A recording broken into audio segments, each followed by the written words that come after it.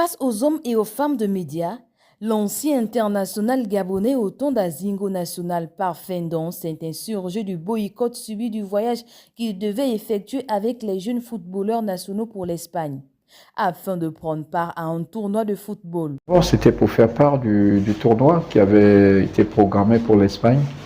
Alors donc on s'était déjà beaucoup préparé, on attendait la réponse des autorités.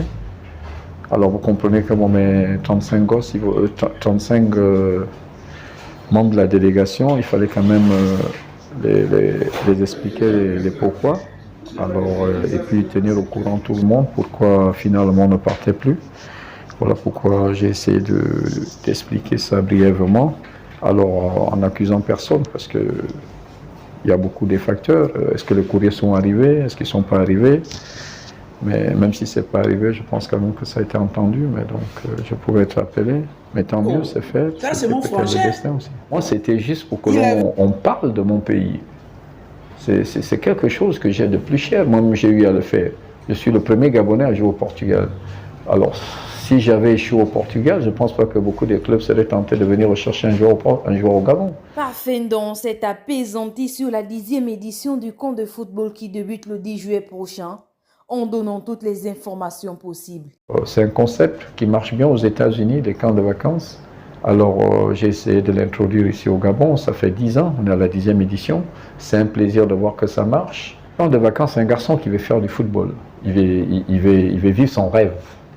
Le garçon veut vivre son rêve.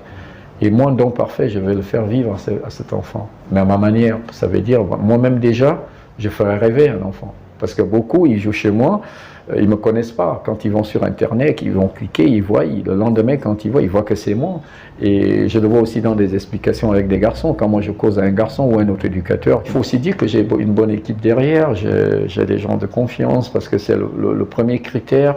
Je pense que quand il y a eu cette histoire dont tout le monde sait au Gabon sur les enfants, c'est ce qui a d'abord joué un grand rôle chez moi, parce que beaucoup de mes jeunes sont entraînés quasiment par des professeurs qui sortent de l'INGS, alors qu'ils sont quand même diplômés. Je veux fournir aux parents la sécurité, et puis j'ai la responsabilité de ces enfants.